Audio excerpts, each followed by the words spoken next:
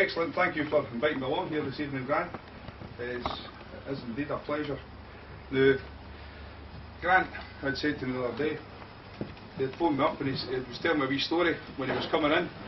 He said, he was just nipping in to drop some stuff into the bowling green on the way home again. And he comes across this poor unfortunate fellow standing outside. Kind of dishevelled old man, he felt quite sorry, and he called upon the assistance of Grant if he had any money. And Grant felt quite embarrassed because he had just nipped at the house to drop this off. So he said to the boy, listen, he says, I've no money on me, but can you want would you get a cigarette? He says, listen son, he says, I'm 75-year-old, he said, I've never smoked in my life, I'm not about to start now. I said, alright, no problem. He said, well, listen, you want to Berlin? He says, I'll get you a pint on tap. And I said, listen son, I've not had a drink in my life, and a man of my age, I'm not about to start now. It's like, no, listen, tell you what, come in the bowling green and I'll get you something to eat, I'm sure I could rustle something up. He said, listen son, I'm 75-year-old, I've never set foot in a bowling green in my life, and I'm not about to start now. Grant says, well, tell you what, you're coming here with me. He says, why would I want to come here with you? He says, you hate to meet my wife. He says, why do you want to meet your wife? He says, no, I wanted to meet you. I wanted to see what happens to a man that doesn't drink, doesn't smoke, has never joined the bowling green.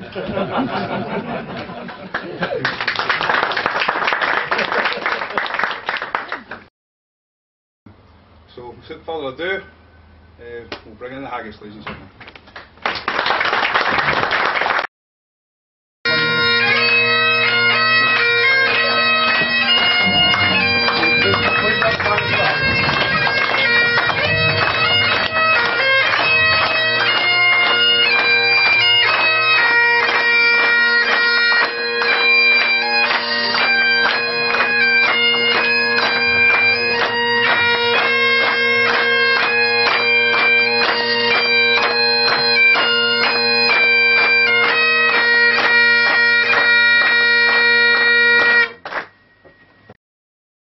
Great chieftain, on the fun race, up in the moor ye take your place, as long as my rope.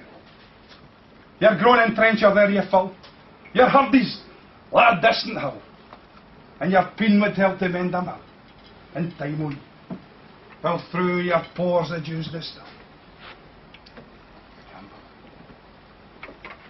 His knife, it's a rustic, labour dick, and cut you up with ready slicht, trench near gush and entrails brick, like ony ditch. And then, oh, what a glorious sight. Warm reeking. Then horn for horn they stretch and strive, till that hinmost on the drive, the other well-swilled kites belie, or bent like drums. Then Miss Goodman like to run. Is that there or his French ragout, or all the hope is still a sewer, fricassee with maca spew with perfect scum. Looks down with sneer and scorn for view, when sick at dinner. Good deal. Seymour's trash is freckless as a withered rash, his spinel shank a good whiplash, his knave a nip, through bloody flood and field to dash. But Mac the rustic haggis fed, the trembling earth resounds his tread. Clap in as well the neighbour blade, he'll mak it whistle, and arms and legs and heads will snap, like taps a thistle. Your pillars, oh mak mankind your care, and dish them out the bill of fare. Oh, Scotland wants nae skinking wear, but jaups and luggies.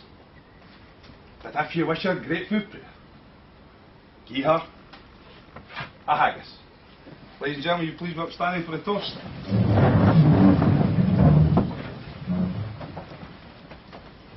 The haggis. The haggis. Move on. Let's go.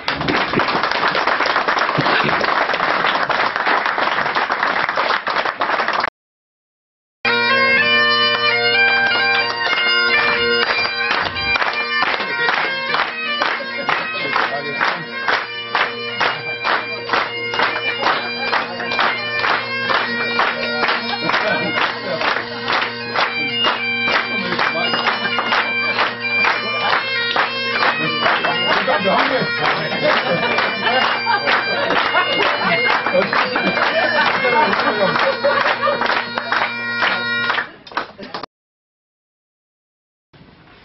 O thou who dost provide for every nature's want, bless thee, God of nature wide, for all thy goodness sent. And if it please thee, heavenly guide, may never worse be sent, for whether granted or denied, Lord bless us, we content. Amen.